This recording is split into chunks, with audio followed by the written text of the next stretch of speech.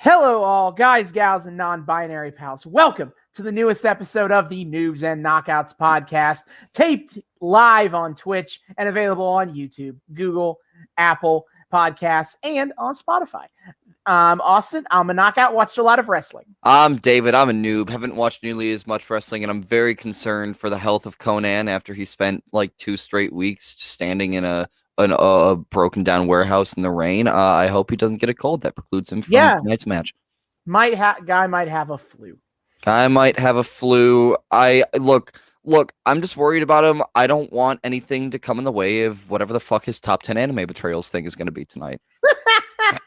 Yes, tonight we return to Lucha Underground after the mid-season episode, Grave Consequences, last time round, where the consequences were indeed grave. Yes, they were grave because we had a absolutely brutal casket match between Phoenix and Mil Muertes, and Mil Muertes lost, and he's ended up put in the casket, and he's dead. Yep, zombie man dead. Don't think about it too hard. We've killed the zombie guy. Ah, yes, of course. It is permanent. He's never coming back. Yep. Clearly. So weird that they make this huge villain character and they kill him off after only half a season. Dude, so weird. They make this huge villain character that keeps fucking losing like a chump and like has his girlfriend like leave him for someone else, and he does barely anything about it.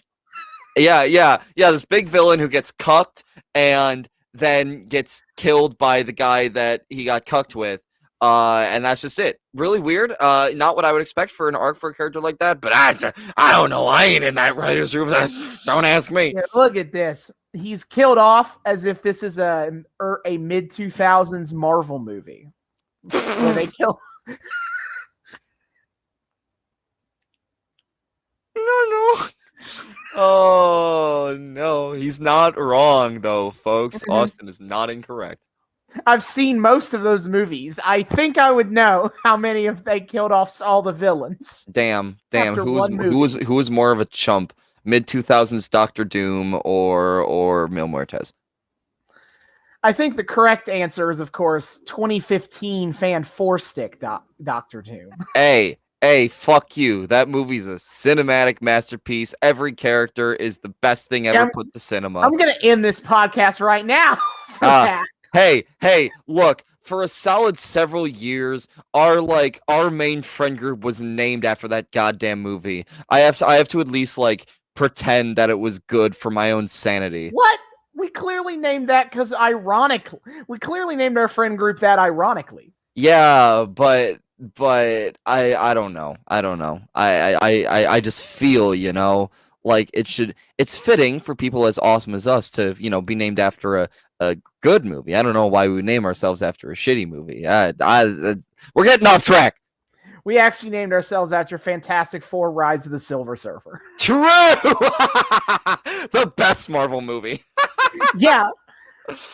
And if you disagree, you probably have taste. Amazing. Anyway, Mil Muertes is dead and definitely forever. That's the key takeaway. No take-backsies. Phoenix gets the girl who is a ghost. I'm sure it'll be fine. Yeah, I'm still a little bit confused about that whole ghost girlfriend thing. It's never going to get less confusing, I'm going to be honest. Does it get actively more confusing? Up to you. Oh dear. Your mileage may vary as we go on. We got a signature Austin quote. Cool. That means it's going to be good shit. Me quoting TV tropes is a signature Austin quote. Your mileage may vary. That's a TV tropes thing. It's probably its most well-known uses at this point. Oh, I did not know that. I just know you say it a lot. So I'm like, oh shit, buddy. I say it because I'm a giant nerd who reads TV tropes all the time. That is entirely, wow, we run a pro wrestling podcast. Giant nerds here, not on my wrestling podcast. Well, now that I'm done clearly at making this longer, because there's not a lot to talk about because it's only been one episode. Hey, I like our playful banter, okay? All the cool podcasts do it. I want to be cool, Austin. The audio version getting to see me try to screw my fake microphone back because I accidentally unscrewed the mic stand. Do you mean the visual version? I mean this microphone. No, you said the audio version getting to see you. Did I say the audio version? You said the audio version getting to see you. I meant the video version. Every woman for himself.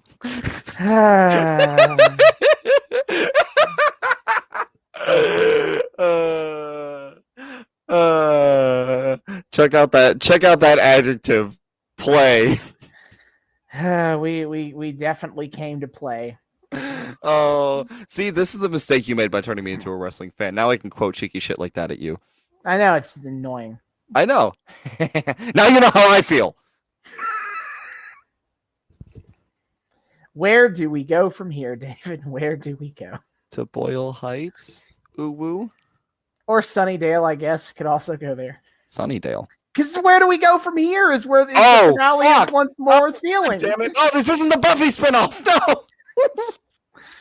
Well, I'm sure our listeners are having a fun time here, so let's get back on track a little bit.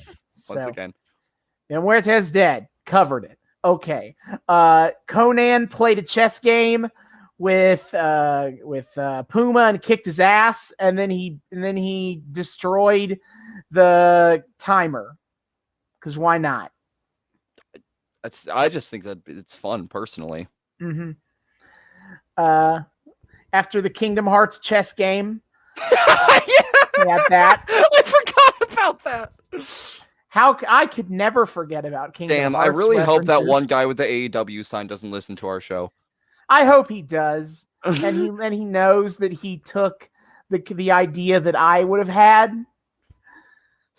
I would like to blow up the internet with my hottest possible take. I mean, was it your idea first? I mean, I would definitely have brought a Kingdom Hearts sign, but being a spicy boy and saying it's better than Final Fantasy is absolutely the kind of thing I would have thought of. It's so good. Oh my god! Almost like it's a troll job level of hot take. Nah, fam. Every sign that's brought to a wrestling show is completely legitimate. For example, MJF's parents definitely do think he sucks. Yeah. Also, not to derail this podcast some more to talk about AEW. This entire podcast is a derailment. But I want to say that seeing a sign that says MJF is a cuck on the hard cam last night, spoilers for when we recorded this episode, was absolutely hilarious. Oh my god. Anyway, Lucha Underground. So that happened. And then we had Big Rick beat the fuck out of the crew. It wasn't that close. He beat them all. He pinned them all. Sexy Star helped because they're bros. Yeah, they're friends now. The best. I'm so excited for this friendship. Like, unironically, I'm so fucking hyped for this. Mm-hmm. And then Aerostar beat Drago to go up 2-1 in the best of 5. Where the winner gets a thing we don't know yet. I'm sure it'll be fine. It'll be totally fine. Yep. I still can't believe they're able to make shit like this work, like a best of 5 sort of thing. Like, it just feels like it should be so excessive, but I'm not tired of it yet. Yeah, it's interesting. It's kind of like a usually always wins formula in wrestling. These best of series, even though that they're all kind of obviously going to go to 7 or 5 or whatever. And it's just the same guys wrestling each other over and over and over again. But it almost always works when you think of the historical examples of them. Yeah, I don't know like how. It's so wild that because like that shit can get stale so quickly. But it works, and I do like both Drago and Aerostar, so it's chill. I just like as soon as Dario announced like the best of 5, I was like, 5, really? Healthy number. But cool, sure. Give me more. It's right like they have those little numbers that keep tallies of the score, and your brain is just like, oh, this is important and cool. Yeah. We're the scoreboard. Absolutely. Mm-hmm. All right. So that is everything that happened in the last episode. I mean, we had a whole episode talking about it, and it was a really great episode, but like I try to keep this segment to just recapping stuff. Yes. And episode 1x19 was very straightforward, so there's not a whole lot for me to, come back to. Fair enough. Recap. This episode, we do get two advertised title matches. We get Texano and Alberto El Patron update. Not Alberto, not in jail yet. Yeah. First of all, thank you for the reminder. Our everyone's favorite new segment is Alberto El Patron in jail yet. Done. They keep pushing back his court date. So damn. No. Dude, they're just fucking terrified. They know once they get him in that room, he's gonna pull the bull rope out from somewhere and just start going to town on everyone. People with bull ropes. Yeah, like he's gonna be sitting there at the table, right? And he's gonna like have his head down. He's gonna be in his suit. He's gonna look all solemn, and the trial's gonna proceed. It's just as normal. And then toward the end, they're asking, Alberto El Patron, how do you plea? He looks up. He stands up. Pulls out the burrow and just starts going to fucking town. I would love to see this courtroom drama with pro wrestlers. So Alberto El Patron is never going to jail because everyone's scared of the bull rope. Anyway, yeah, super ballsy. They have two title matches in one episode. We'll see how this goes. But yeah, they're Texano and Alberto are fighting for the Triple Mania Mega Championship, the AAA Mega Championship, excuse me, in a bull rope match. And then you have Prince Puma defending the Lucha Underground Championship against, they call him Cage, who is not a man, but he is a machine. He is indeed a machine. As we all know, cages are the machiniest of machines. Mm-hmm. And that is a Boyle Heights street fight. So two no DQ matches in this episode. I'm interested to see what kind, how does it differ? How do they differentiate themselves? I mean, to be fair, the rule sets, like are, effectively the same, but like the aesthetic will be different at least. Mm-hmm. So that'll be cool. It's true. So if you would like to watch the episode that we are watching, which is season 1, episode 20, The Art of War.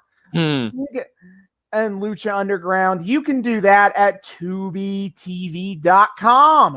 It is basically a kind of a Netflix knockoff, but it's also completely free. All you have to do is make an account and you can watch all the stuff they have on there free with ads.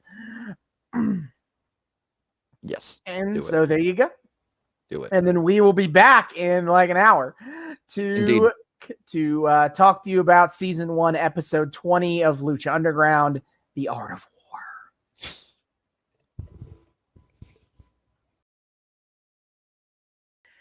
And we are back. We have just finished season 1, episode 20, The Art of War of Lucha Underground. There were some fighty boys in this one. There were. I'm gonna be honest. I don't think I was super into this until the main event, and I would personally blame that on the fact that it was a culmination of two different feuds that I don't care about. I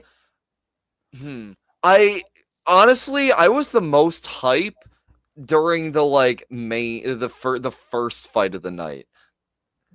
Okay, I will say the way that the first fight ended was pretty fucking sweet. That was great. That had the best ending of the night. Like the other two, I won't say I don't give a shit about the Puma Cage and El Patron Texano feuds, but like they're certainly not like the most investing things I've ever been a part of. I enjoy the Patron and Texano feud because like it's cool to see the artist formerly known as Alberto Del Rio, who's still not in jail, in a completely like new light via Lucha. So I enjoy it for kind of that entertainment value, to see him have his own like arch villain that he goes up against while still being kind of an anti-hero himself. And like the Puma and Cage thing, I enjoy in the same way as I did like Phoenix and Will Muertes, where, you know, it's kind of stock good guy and bad guy, and I'm waiting for the other shoe to drop, and it keeps not dropping, and that just keeps me being like, what the fuck is like gonna happen? Sure. But I'm not like, I don't look at those two feuds and go like, oh yeah, baby. Yeah,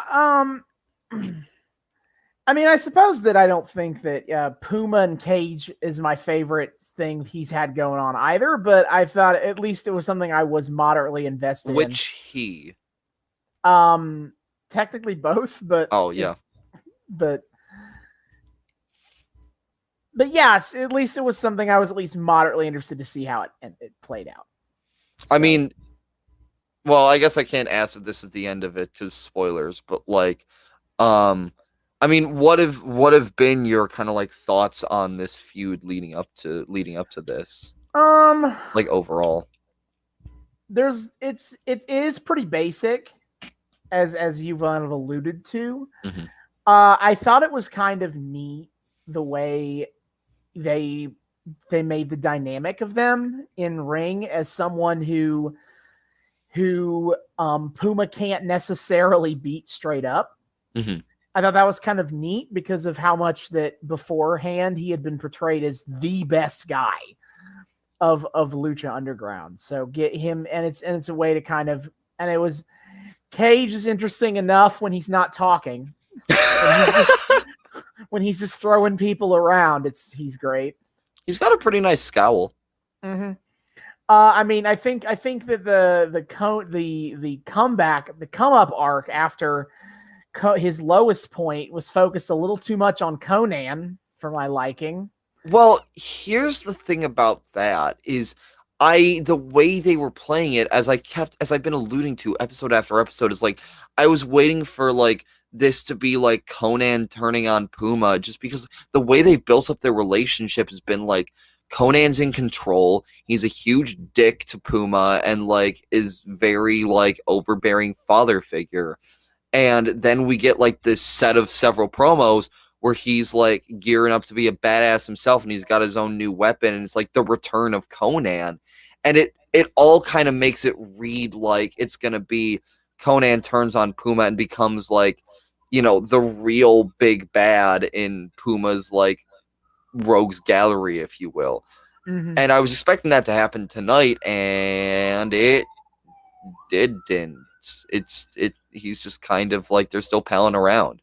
It honestly feels like they've kind of tried to shy away from some of the elements they started with. It's disappointing, certainly. And I mean, again, you know this better than I do. I don't know if these elements come up at a later time, but like for now, like it feels like if there was a time to do this with Konnan, it's like it would have been justified to have been focusing on him for these past few weeks, if like it ended up being a huge character moment for him. But it didn't really feel like a character moment for anybody. I mean, that's my main thing with both like Texano and El Patron and Puma Cage, is that like as amazingly talented athletes as they are, like I don't feel super compelled by the narrative. Oh, for Texano and El Patron, I'm absolutely not compelled by that narrative at all. Like it is 100% them just trying to lean in on their AAA feud and expecting their audience to just know and give a shit about it from that. Yeah, but they don't even like reference like why we should give a shit. They're just enemies because, and they're just gonna play a continual game of cat and mouse for dominance. Not even a fucking title, just dominance. Yeah, I know El Patron. Excuse me. You did what the one guy in the crowd did. Yeah, that was the highlight of that match for me. Honestly, yeah. There was this guy in the crowd during that match who goes, "Yeah, Del Rio," and someone just off to the side, you can just go, El Patron.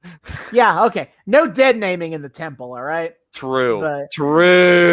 But yeah, it's at like it's the kind of thing that early on Lucha Underground kind of, if you want to call it an issue, is that early Lucha Underground, much more than later Lucha Underground, when it starts to just focus only on its own lore, kind of leans in on the fact that, hey guys, we're a partner with AAA. You know AAA, right? I don't. And I don't either. And to be fair, probably a decent percentage of their viewership did. But as someone who doesn't, I really like, these are guys who I know the names of, but I don't know any of their work because AAA is basically impossible to follow in America. And so it's the kind of thing of like, I know of you and I believe you when you tell me that, like, oh yeah, in Mexico, these are hated rivals, but I don't have any emotional connection to that. And it's never worse in that. I think that no storyline that they do that in Lucha Underground has that bigger problem than Texano versus Al Patron. Well, and has the problem of I don't watch AAA, so I really don't care. And they don't they don't like make any specific reference to like any reason for them fighting. There's no like character. That's the thing. They just feel very stagnant, and they're cool characters, in like a broad sense, and again, very talented athletes. But like, I don't get a whole lot of like character work from them, and it's kind of disappointing. Mm-hmm. And I know El Patron goes on to do much more character-based stuff than this. And cool. So, like, I have that to look forward to. But this is definitely like a whatever feud. And so this episode was basically dominated by a storyline that I'm distasteful of, a storyline I'm whatever on, and a storyline I like parts of, but isn't one that I would consider one of my favorites going forward right now. So it's a big blow off. It's the opposite of last week. Last week was a lot of blow offs to story. Had a couple of blow offs to storylines I like was really into. Yeah. Obviously, Mil, Muertes, and Phoenix, and even the stuff with the crew and Big Rick wasn't exactly like mind-blowing shit, but you had cool stuff with them, like burning his eye out to betray him, and then he has the promo in the confessional booth. Yeah. And then him and Sexy Star teaming up to beat the crew. Like there was enough cool stuff there for me to feel invested in that. And this week is paying off a lot of storylines I just don't really care about in comparison. I feel like we've never had an episode this dominated by stuff I don't necessarily care about as much. Yeah, no, I'm right there with you. I was kind of underwhelmed by it all, but like it did. I mean, again, it's Lucha, so like the product still feels cool because like the work is the in-ring work is really good, and like the promo cutting is still like a lot of fun. But like just this set of stories, they're just kind of for them being like what were supposed to be like the two hottest tickets in Lucha at the time. Like they don't feel like that to me. I don't have as much of a connection to it. But although I will say again, the funniest part about that is first match of the night, which is Angelico versus Son of Havoc, was the one that like first episode I'm like, oh god, Son of Havoc seems so fucking obnoxious, and like whenever he popped up after that I was like, god damn it. But I've like slowly been coming to enjoy him, much to Austin's joy. I'm very happy to see in real time, watching David see Son of Havoc as the babyface hero of the people. Such a good job of turning him, and I don't like it. They did. I'm so grumpy about it. God damn it. They did a great job. They do. I mean, part of it is a little problematic because they turn him so well. It's like they make his girlfriend an insufferable bitch, and it's kind of like, okay, we get it, we get it, but like it's still great to watch him like contrast himself to her and like slowly outgrow her. Yeah, it is great. So the match is pretty good. It's a pretty fun match overall. I mean, it's Angelico. Angelico does awesome in-ring work. What a Oh shot. yeah, the homie diving over the ring post, which is very high, and like flying into the stands, which is several feet in front of the ring, into Son of Havoc. Like the airtime for Angelico was fucking nuts. Oh my god. Yeah, it always is. I don't know how the hell that guy moves as well through the air as he does. Like that's just an insanely good amount of body control that you just like I don't know how you train yourself to be like that, but god damn, he's fun.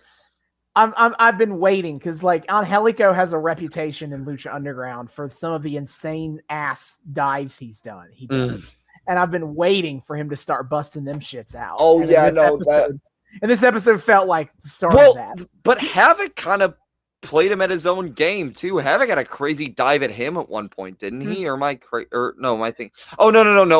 It was Angelico at Havoc is what I'm thinking. Never mind. Yeah, no, Angelico is like that one really crazy one out of the corner. Yeah. That just boops Havoc on the head. If I might make a critique of the match, and this is one that I will also share with the second match, is that Force, it doesn't feel as intense as it probably should if it's supposed to, considering how personal we're supposed to think this feud is. Like, Son of Havoc has had a lot of issues with Angelico for trying to have sex with his girlfriend. And it just doesn't feel, it feels like they're just fight. It doesn't feel like they're particularly angry and intense at each other in a way that should probably feel. I mean, here's how I kind of view it, because I kind of agree, but I don't feel my experience diminished by the phenomena you're talking about. Because kind of how I see it is like, when you say it like that, I do agree. It is kind of weird that there's not a whole lot of like direct anger from Havoc to Angelico. I will say like Angelico not really giving a shit is that's fair for his character, because like he's just kind of a flippant guy, pun intended. But like Havoc, I get, but on the other hand, like the real tension to this match, because what I was thinking of, like as I was talking about my journey with Son of Havoc, is like Son of Havoc in Lucha Underground up to this point is a story of maturity. I think. I don't know how much of this was a planned arc from episode 1, because I know the show kind of changed a lot between episode 1 and episode 10. But like from episode 1, where we first get introduced, and he's like, I don't want to be in the ring with a girl. And then he has his like evil girlfriend who they got cooties. Yeah, who I learned tonight, Evilise isn't like, that's her real name. That's not meant to be like I'm evil and a female. Like, no, interesting. Her name's just Evilise. Yeah, kind of dope. But regardless, and then we see him with Evilise, and they're kind of like bad together, and then it like slowly reveals itself as like this abusive relationship. And this episode tonight felt like it was Son of Havoc fighting with his own demons rather than with Angelico himself. Like the Angelico, like fighting Angelico was a conduit for it, but this meant for him something outside of his petty squabbles with Angelico. This was a personal growth fight for him. Yeah, and we see that in how he slowly overcomes Evilise throughout. Yeah, I will say is that part of what makes up for it is the fact that they very explicitly, they basically like change who he's mad at, and I agree, it's a personal growth situation of him. And like in a way too, like Angelico's kind of like incidental to the whole situation. He's just a motherfucker that just like happened to be in the wrong place at the wrong time to get sucked into all this. Like it's not like some deeply personal grudge for him to hold. Yeah, he was just trying to mac on Son of Havoc's girlfriend because he was in like the match where she wilded out, and right, and so like their relationship just kind of happened to also collapse while this is happening. But yes, the arc of the match is very much Evilise continues to be obnoxious in berating Son of Havoc. And eventually it leads to when he's on the top rope to beat Angelico, he stops. He grabs the microphone, which I don't know why they cut away from him doing that. I guess they didn't want to see him. They didn't want to show him asking for a mic, I guess. I don't know. But he sits on the top rope and he grabs the mic and he's like, and he basically is like, "You're a bitch."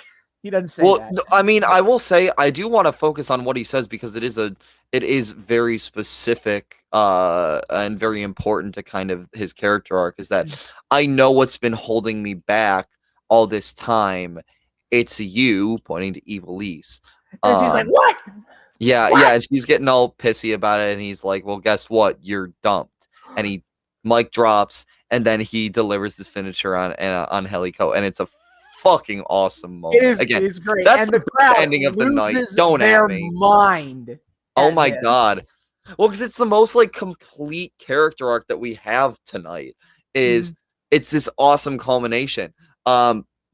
Because after again losing like a chump for so long, he finally grew up. This match was him like finally growing up and finally coming to terms with a version of himself that's better than what was before, because he's seen toxicity in himself, in others, and he has learned how to overcome it, and that's what allows him to finally get a win. He's not held back by his own bullshit, by someone else's bullshit. He's just there to fight and do it because that's what he does, not out of any like personal grudge, not because he doesn't like girls, not because he's doing it for his girlfriend. He's fighting for himself and only himself, for good intentions, and that's what clears his mind enough to get the win. And it's kind of an awesome, a beautiful moment. What a beautiful character arc that kind of sprung up out of an otherwise gross and problematic storyline. I really want to know what Lucha episode 1 David would think hearing current David give this speech about fucking Son of Havoc. Yes, he is finally I hate you. The mid-card babyface hero.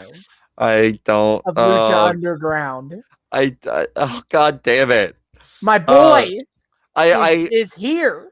God, you audience, I need you guys to understand just how it is for me to like just continually validate Austin, because he just gets to sit here and be the puppet master and hear me say shit and just like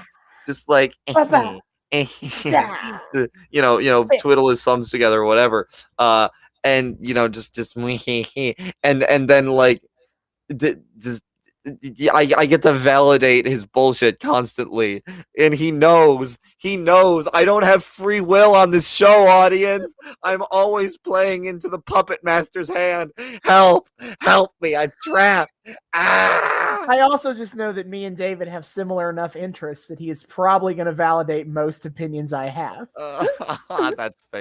That's fair. We do share opinions on like 95% of things. That's entirely fair.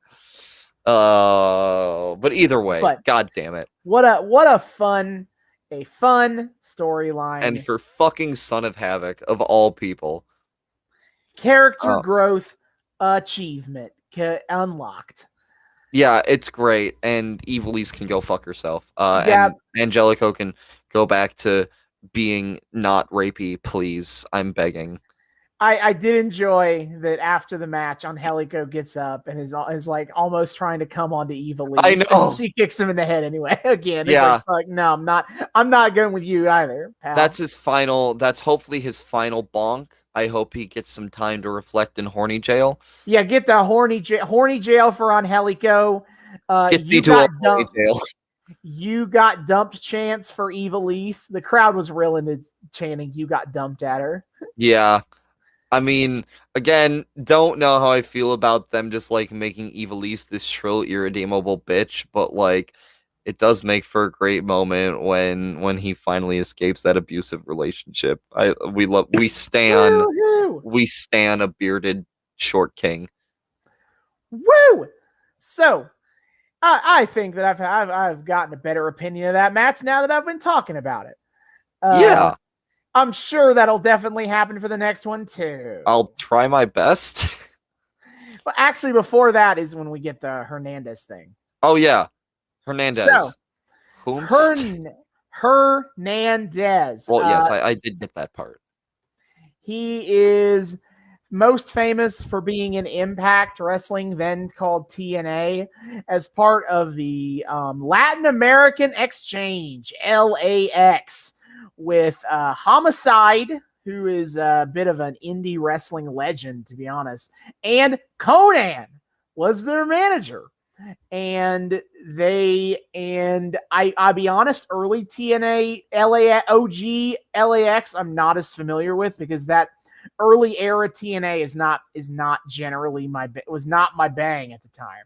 I don't even think I was watching wrestling when they were hot, when they were hanging around, but that is where he comes from. And so he has this bit of a star power cachet, and they bring up his history with Konnan. Konnan even name drops LAX because TNA ain't suing him, motherfuckers. WWE might drop the sue hammer, but TNA ain't doing shit. TNA doesn't give a shit. They're not gonna do shit. TNA's like, cool, thanks for the free advertising. Yeah. So Hernandez has been signed to the Temple, and at Konnan's request. Konnan basically was the guy who sold Dario on signing this guy, and they have a cute moment where Dario tries to like shake his hand to finalize the deal, and he fist bumps his open hand. He like kind of like high fives it. First, he gives like a little like high five to the tip. He's like the back. He likes the backhand. And the best part is Dario like looks like kind of off right to like what feels like should be the cameraman. Like even like the actor who plays Dario wasn't expecting that, and he's like, "What the fuck? What?" It's a great little moment. Yeah. Here's the thing with Hernandez in this episode, is like the way he's introduced, both with Dario and then with Konnan, and with what I was expecting from Konnan tonight. Everything about him felt like he should be like heel, but like he's just cool. Like he shows up in Dario's office, and Dario's like, "Yes, you are here on Konnan's request, mwahaha." And Hernandez is like, "Yeah, pretty dope." And then like Hernandez shows up to like this training session between Konnan and Puma, and the way like Konnan brings him in and embraces him is like, "Come here, brother. Yeah, it's great to see you." Feels like it's this like taunt to Puma of like, this guy could replace you.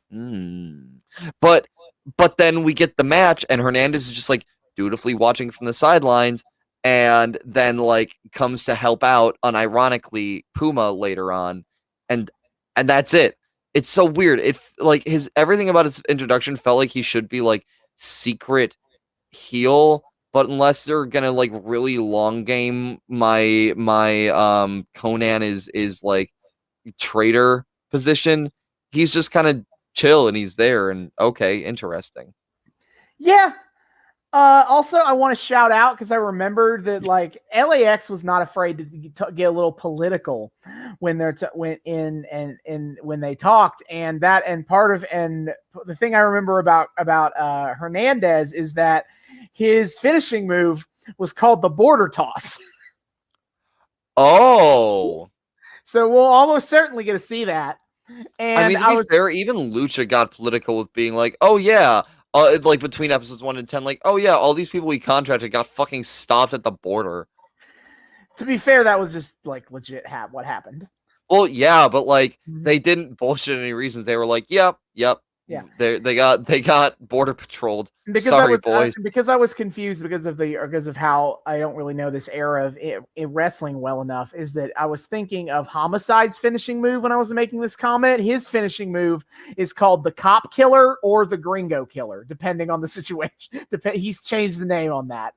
Well, then they're really getting political. Oh yeah, LAX was edgy, but damn. Hernandez has the border toss. Vince Russo could never. I mean, he could, but he wouldn't. And either way, he wouldn't do that for like, I don't know. Were Hernandez and Homicide faces? I don't remember. I mean, okay. LAX becomes a babyface group because everybody kind of loves them. Everyone loves. Yeah. It's one of those things, right? Yeah, but I don't really know if Hernandez and Homicide were originally babyfaces. But that's all beside the point. Either way, Hernandez is here in Lucha Underground. He will be a major player for the rest of the season. And Austin's teased me that he gets fired in a funny way. So I guess we'll find out his about his story about how he basically gets fired from Lucha Underground is hilarious to me for how stupid it is. But anyway, we now move on to the second match. We have our second match. Texano and Alberto Del Rio, El Patron, again in a bull rope match for the AAA Mega Championship. And props to Lucha Underground for refusing to use the stupid rules for the bull rope match. Right. So, for strap matches, bull rope mat is essentially the same thing, but it's a bull rope and not like a leather strap. Is basically what they do is they tie the strap around the wrists of both Texano and El Patron, so that they both are connected by this big bull rope they can use on each other. They can't get away. They're tied together and there was a cowbell in the middle. And to be fair, those are fun because it kind of allows you to do things that kind of get set up scenarios you wouldn't be able to do in any other type of match. But with the whole like tied together aspect of it. However, in many iterations of a strap match or bull rope match or whatever, and to be fair, there's no real rhyme or reason I can tell you like how this rule is applied. Like sometimes they're like, this is the rule, like even within a single company, some like WWE or even AEW, sometimes they're like, the rule is you pin the guy. Or sometimes the rule is you play some stupid fucking game of tag where you have to win the match. You have to walk around the ring and touch the turnbuckle pad, all 4 turnbuckle pads consecutively without being stopped, which the definition of that is by referee discretion. So of course it's always a little bit bullshit. What does and doesn't count as being stopped. But those rules are fucking stupid. And I hate them. Like, if you want to talk about like my least favorite stipulation match rules, that's my least favorite rules. Is that you tie these people together by a leather strap and you win the match by playing tag. I really appreciate the hustle that wrestling puts into like having alternative win conditions. But they're always so fucking goofy. It is. It's all very goofy. But fortunately, the bull rope match doesn't follow that. It follows traditional win criteria, which I have my own complaints about when we get to how this ends. Yeah. It's no DQs. But that doesn't mean that's a legal maneuver inside. Okay, we'll get there. We'll get there. I mean, the match is like what you would expect for this. They're 2 angry boys. They have a bull rope between them, so of course they're choking each other out. They're hitting each other with the rope. They really like Christopher Walkening each other, which is to say, hitting each other with the cowbell. They do.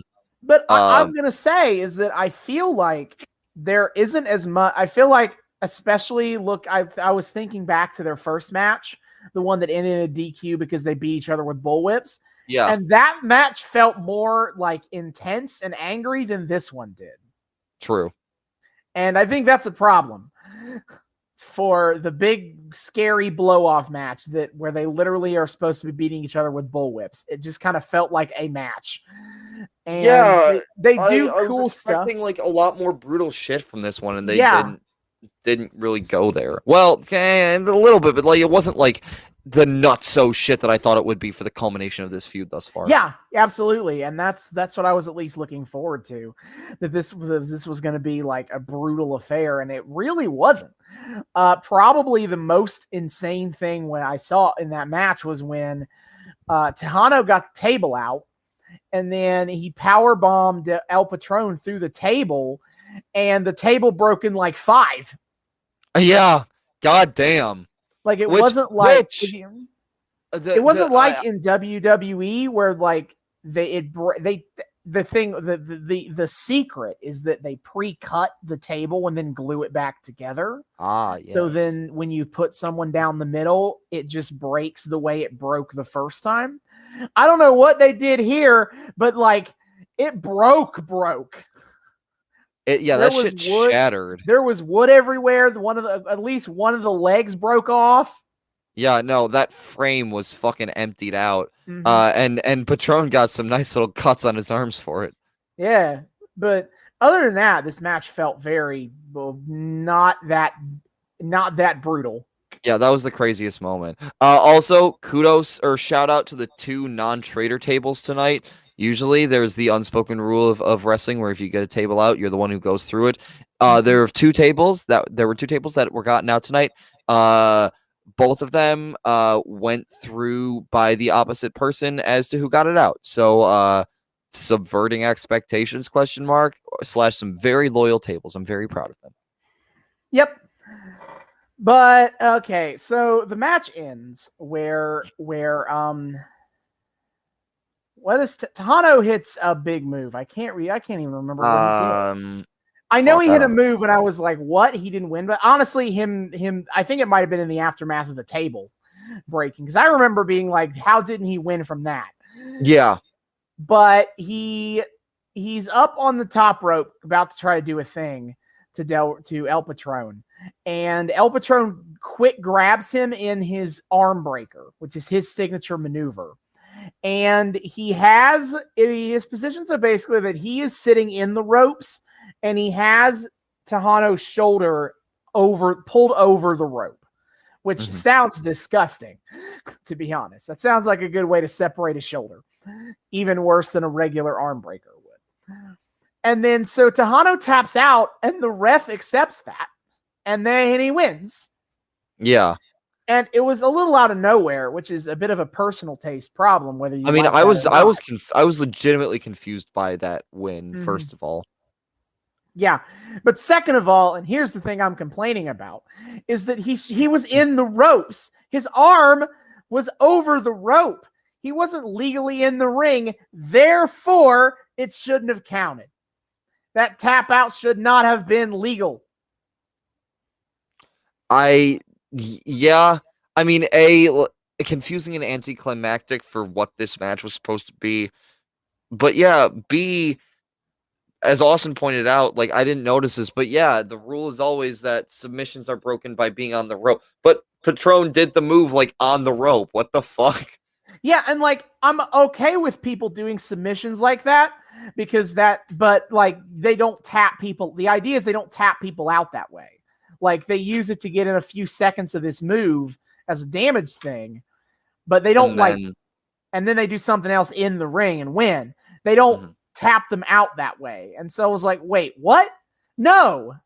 And like, yes, it's no DQ, but like you still are supposed to have to win inside the ring. Yeah. So I mean, like, have we seen examples on Lucha of like people breaking submissions like that?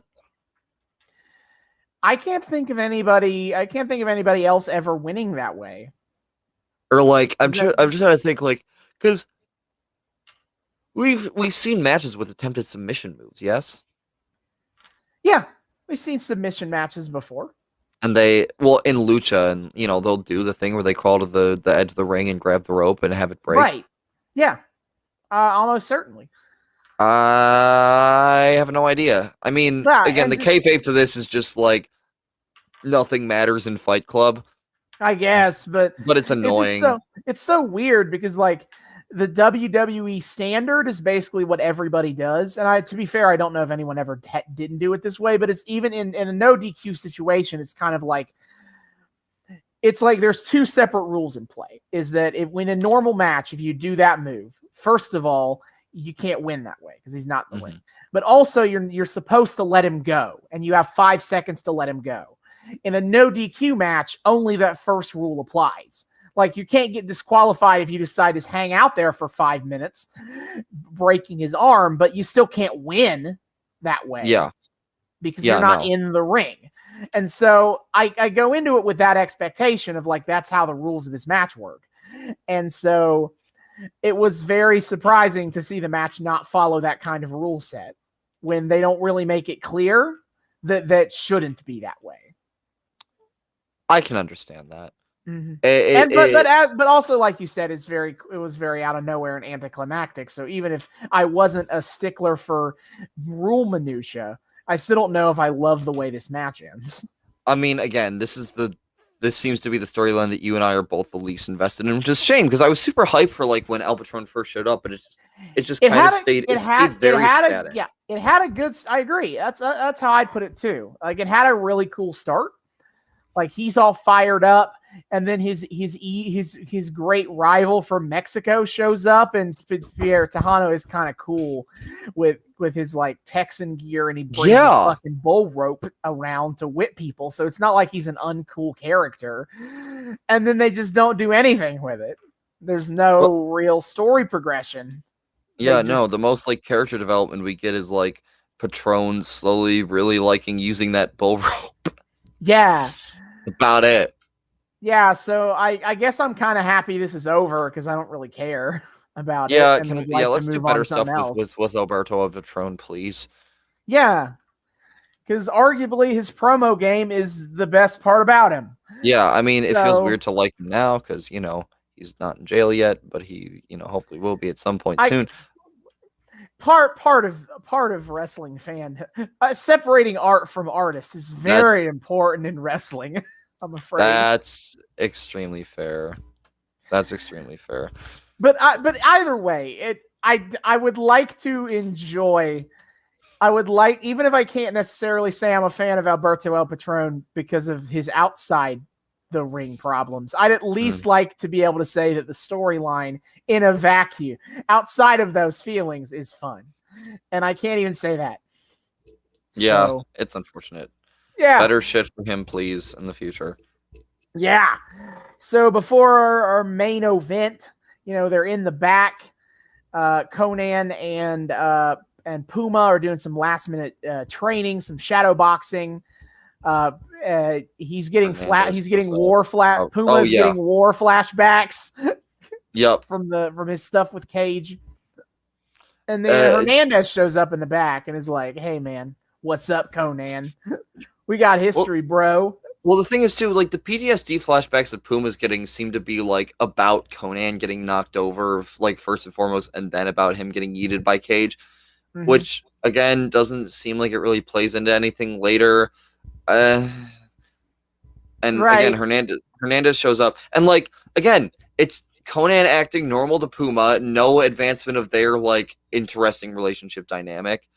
And Hernandez just kind of being there, and it looks like it's going to be like Hernandez is a threat to like Puma's position with Konnan, but they don't even do anything with that, at least not yet, and they don't really seem to be leading into anything of that. That's what I was about to say. Is it like if you want to get back to this tension between Konnan and Puma, and as I would say that by this point, there's no guarantee they're going to do that, but if you wanted to, you could.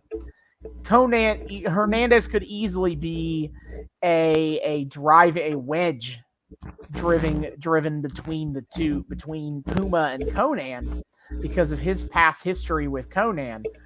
But up to this point, the episode doesn't really try to play into that because it's more focused on paying off and concluding the stuff with Cage, the arc with Cage. But you can do both. I mean, and yes, Lucha knows this. Lucha's really good at tight scripting and like being very efficient and effective with its like story elements.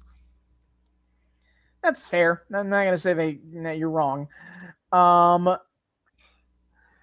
I just want to know why they dropped. I just want to know why they like. It seems like they dropped this angle.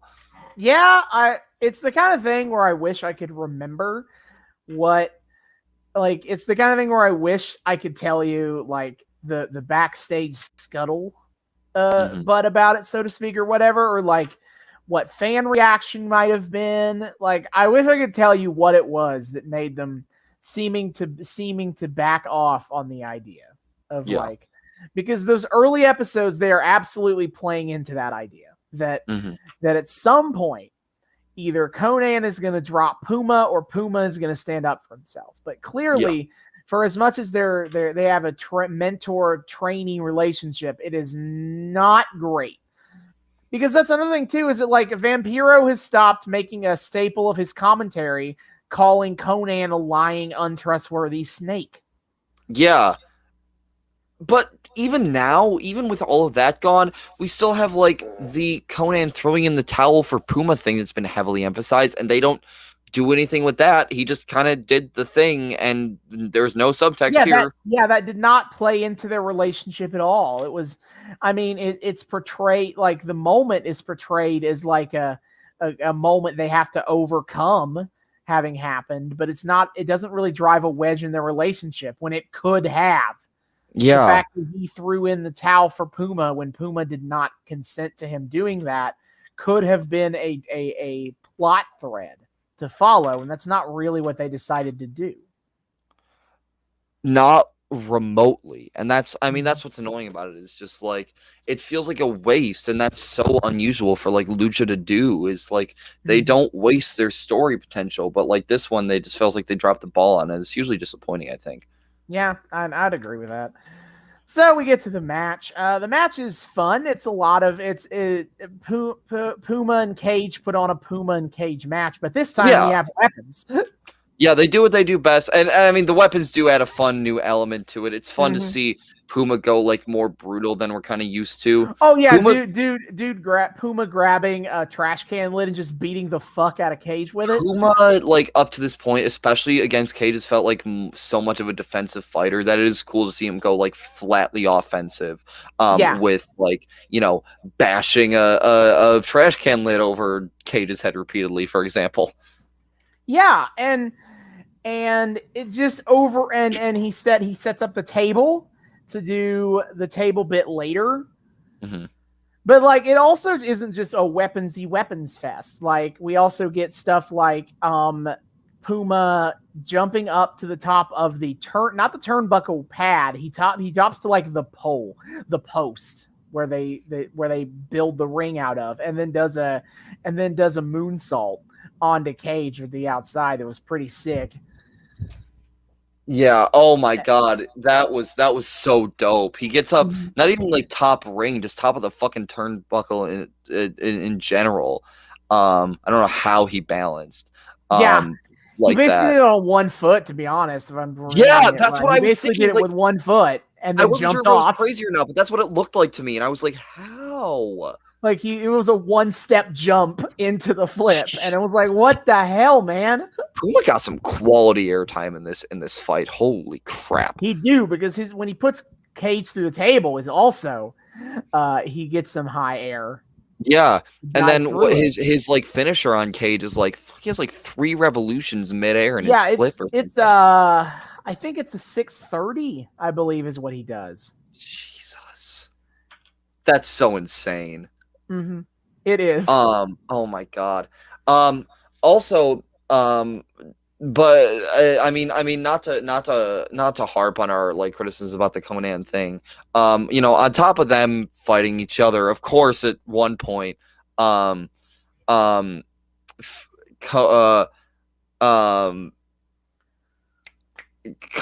gets kind of involved. Konnan gets kind of involved, and Cage, of course, has to be like, get out of here, old man. And he like, when he's dispatched to Puma at one point, he like, you know, shoves Konnan into the like side gate and starts bashing on him and knocks him down for a second. Yeah, and Konnan stays down for a real long time on that one. And I thought that would make Puma Hulk out again with like the flashback he gets earlier, but it doesn't. Again, weird waste of like story elements here. Instead, it's used for Hernandez, who At that point, Hernandez doesn't even do anything. Vampiro literally points out on commentary, like, man, I thought that would like wake Hernandez up, but he's just still vibing there.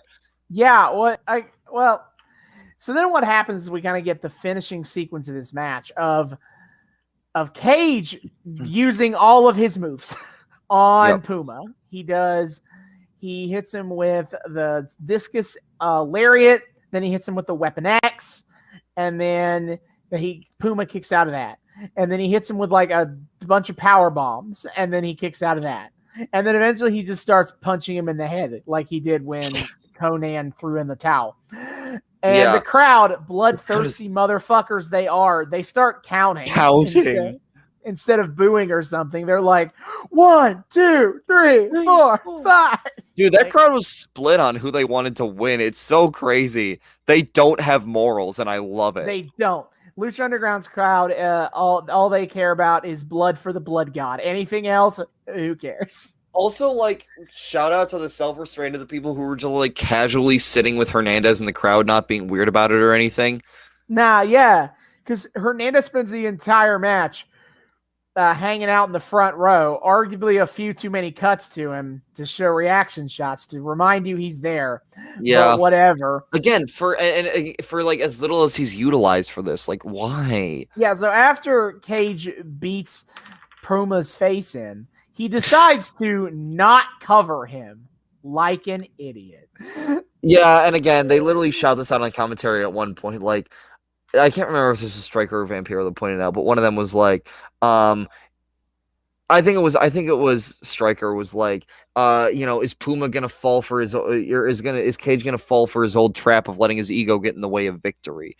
And at first I was like, I'm not entirely sure what he means by that, but that's like the perfect example of it. Which, to be fair, that is relatively consistent with Cage. That's how he lost the first time.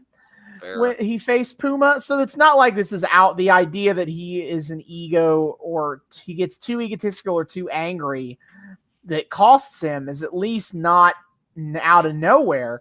But what is out of nowhere is the concept of him getting distracted by Hernandez. Because that's what happens is that after he beats Puma to a pulp, he decides to start jaw-jacking with Hernandez in the front row as opposed to winning. And it's the kind of thing where, like, if that had been like a reoccurring bit throughout the match, I would have bought it more. But it's not. He just kind of decides to do it because he picks up the old idiot ball and decides, there's another TV tropes reference for you, folks. The idiot ball is a concept where a character uncharacteristically acts stupid solely for the purpose of advancing the plot. I mean, I will say for Cage, it makes like somewhat sense. Like he's a beefy, roided out guy, so him feeling all like I can take Konnan and Hernandez too. Why not? Feels like kind of accurate, but it does kind of make you scratch your head. It's like, why isn't he doing this like after he beats Puma? You'd think he'd get in his head at this point. Like this is his big chance. He needs to just like go for the gold and stay there, but he doesn't. I'm not saying that him getting distracted by Konnan is completely out of character. It's just poorly built to. Mm-hmm. And it blatantly feels like they just didn't want Puma to kick out of all of Brian Cage's moves. So they create a reason for Cage to just stop attacking him and not pin him. So Hernandez eventually jumps the barricade and starts to get into the ring, which I guess is okay because he is a part of the roster. He's not just a regular fan. And Konnan slowly is getting back up. To be fair, he was getting back up over the course of the finishing sequence, the sequence of moves I mentioned a bit ago from Cage. But by this point, he gets in the ring, and eventually he's able to whack Cage with the cane, and that knocks him down. And by this point, Puma has recovered, and he hits the 630, and he pins Cage for the first time. And he beats Cage, and he is now the Lucha Underground. He's now the owner of the new Lucha Underground Championship belt. Yep. Which, gotta say, cool ass belt. Really cool belt. We are now at the belt. They get a much more professional looking, nice belt. It's got this really cool Aztec medallion design in the middle. Oh my god. It's so pretty. Which, get ready for that motif. Good. More. Correct. They love doing the Aztec medallion stuff, but yes. And hopefully this one is guaranteed cage tear proof. Yeah, that's the idea. As I mentioned when we first talked about this, is that I have the conspiracy theory that they knew that they wanted Cage to rip the first belt in half, so the belt, it's intentionally cheap and shitty, so he could do that. And they can then be like, okay, here's the new belt that's not shit. That's fair. That's very fair.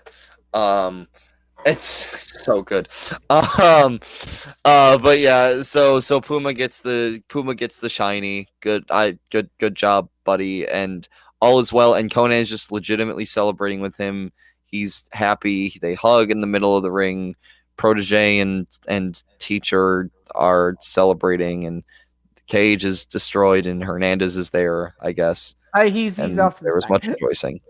Yay! But yeah, fun overall, but like on a narrative level, it feels like such a waste. Yeah. Like this, and even then, this match didn't feel like super impressive. Like, it was cool to see like somewhat brutal for the end of this arc, at least up to this point, but like it still felt like weirdly restrained, especially after Grave Consequences. Yeah, I was gonna say is that this match is done no favors by happening 1 week after Grave Consequences. God, they really Phoenix bled and almost died for our entertainment. They really should have switched it up to Grave. Like, I get why like Grave Consequences was like the opening act to this in theory, because again, Puma's supposed to be like at this point protagonist of Lucha Underground, and the traditional theory of the championship is the most important. I know, but it overall feels like a letdown after we just got Grave Consequences. It's hugely disappointing. And so that's kind of the end of our episode. Update on Black Lotus, still missing. Oh yeah, no Black Lotus here. We got this moment where like we were watching and there was like this shot of the full moon, and then it like went to like an ad break because Tubi puts ad breaks in the most random ass places. Yeah, it's not well matched up. It's almost matched up correctly to where it's always like 2 minutes breaks off. But it's just a little bit off. So we get the shot of the full moon, and Austin was like, "Oh man, we were about to have a great promo," and I was like, "Oh man, were we gonna get a Black Lotus moment?" Because I could see like that being attached to an episode called like The Art of War 2, especially considering like the "Come with me if you want to know more" guy that we saw last time. But nope, still nothing. I guess she's still just like she and that guy are just staring at each other from within and outside of the trunk. It's been like 3 weeks now, and they're still just kind of like there.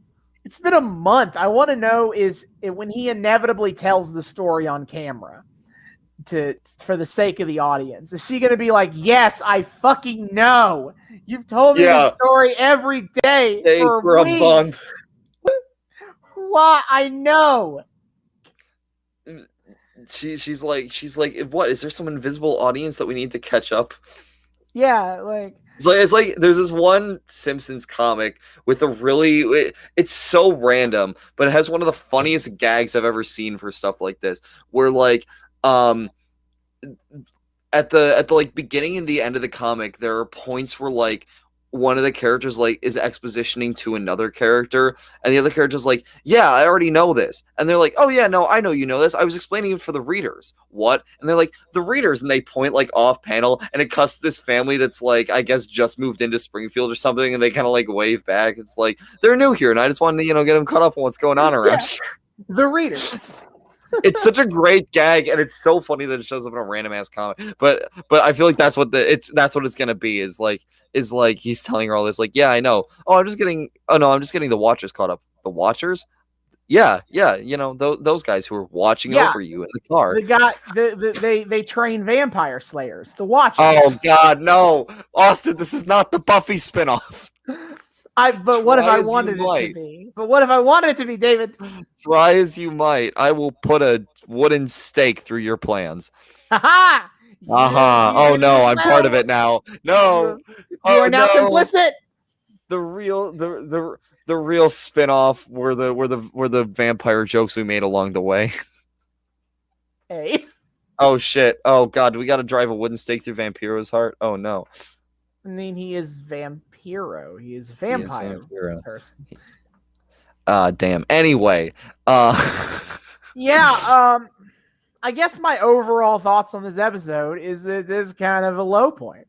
Yeah, definitely the most disappointing episode of Lucha we've watched. Yeah, I was just overall not super compelled by anything except the very end of the first match. Damn, that was a great moment. I mean, I still love Lucha, and like even its like low point episodes are fun for me in a lot of ways. It's still like fun, digestible junk food at the very least. And again, that one moment where Son of Havoc dumps Evilise was worth the price of admission alone. Listen, folks. The price of admission of $0. It's not Wrestlicious, okay? True. It's still watchable. God, I know. I just went back and re-listened to our Wrestlicious episode as I made apparent to you the other day, and it really puts into contrast just like how much good everything else is by comparison. It does. I hate especially with gender politics. Oh God. I also hate the idea that our best episode is us reviewing a bad episode. Like I was listening to it just for the hell of it, and like, damn, we do our best work when we're like riffing on pieces of shit. And that was just the biggest piece of shit that we ever saw. It just makes me feel too much like the everything sucks YouTube criticism of the 2010s of like, our best work is us just being like, this sucks. Oh God. Oh no. You're right. We're turning into angry 2010 YouTube critics. Oh no. I feel like we did it in an entertaining way though. Like it felt we were engaged and we were like, it was fun banter instead of us like nostalgia critiquing all over the place. Yeah, I agree. We're no angry video. My analysis of Jonathan Vargas and Auteur Theory, I think, is one of my best long-winded monologues on this show. Yes, but enough about YouTube review culture that I guarantee nobody but us watching gives a shit about, unless technically we still are YouTube review culture, dude. Yeah, but like history of YouTube review culture. Nobody, listen, unless Elizabeth or Claire is watching, I don't think anybody who watches this actually cares about that. About us talking about early 2010s YouTubers. God, this entire show is a niche interest. Anyway. That is our episode on Lucha Underground. Next week, we return to good old WCW. Whoa. Hulk Hogan has finally embraced the piece of shit that he is. Finally, God. He is the third man, brother. And Hulk, the NWO is truly born. And so now we get it. We're going to see one of their most iconic moments that I wish I could tell you more about it, but I don't know how to phrase it without giving away what it is. Honestly, I'm excited because like I had like the big twist spoiled for me forever ago. So like having something that I don't know what's going on happen here, it seems exciting because that's when I'm having some of my most fun moments on this show. Yeah, something really surprises me. That's wrestling, baby. Hey, but yep, that is for next week. David, you can go ahead and hit our plugs. Yes, sir. Alrighty, my dear friends. Thank you so much for joining us on another episode of the Noobs and Knockouts podcast. We are so happy to have all of you here. If you are a returning listener, viewer, what have you, we are so happy to have you back with us. Thank you for once again welcoming us back into your eardrums, eyeballs, whatever the hell have you. If you are a brand new listener, watcher, etc., welcome. We are delighted to have you join us. We here at the Noobs and Knockouts podcast like to think we are friendly to both noobs and knockouts alike. So No matter if you're a veteran to the wrestling game or brand new and want to learn more, be sure, if you like what you see here, hit subscribe on YouTube, ring that bell. You can find us on YouTube. That's the watching side of things. Be sure to check us out there. If you don't want to watch us on YouTube, there are some audio only choices for you on 3 of the best places to find your podcast, which would be Spotify, Apple, and Google. Check us out there. Give us likes, give us follows, ratings, downloads, whatever the heck it is on any of those platforms that, is like, hey, these guys are great. I enjoy this. More, please. Also, circling back to YouTube for a second, I forgot to mention this. If you want to follow any of our specific storylines in straight up order, if you don't want to jump around like we do for this show, Austin on our YouTube channel has been very kind about putting our different storylines into individual playlists. It's all very neat and organized. Unfortunately, we don't have that on our Spotify, Apple, Google. But we do what we can. The very least, you can not a functionality of those services. It's unfortunate, but at least you can do a little scroll. It's still right there. You can jump around a little bit. It's just how it goes. Also, you can find us on social media. We are the Noobs and Knockouts podcast on Twitter at Noobs and Knocks Pods. Noobs and Jesus at Noobs and Knocks Pod. That's Noobs, the letter N, Knocks Pod. Look, I don't know. I'm off my promo game tonight. Don't at me. Our at, speaking of which, is down there. For those of you watching on YouTube. Bada bing, bada boom. Be sure to give us a follow on the old Twitter. We like to engage with the broader wrestling fandom on a whole. Drop some spicy memes. Interact with some dank discourse. We post every single time we drop a new episode to let you guys know what's going on. And of course, the highlight of our social media is Austin live tweeting his live wrestling watching experience. My friend, what is on the docket coming up? Of course. Upcoming every single week, Wednesdays at 8 p.m. Eastern on TNT is AEW Dynamite, the wrestling show I most consistently watch live, so why not? This past week, I got to see a match of the year contender between Kenny by God Omega and Bryan Danielson. Absolutely phenomenal shit. But every single week, AEW putting out them bangers. Check that out if you like. But in addition, we also live tweet WWE, AEW, and Impact pay-per-views. And the day this episode drops will be emanating from Columbus, Ohio, but I'm not going because I'm poor. WWE Extreme Rules.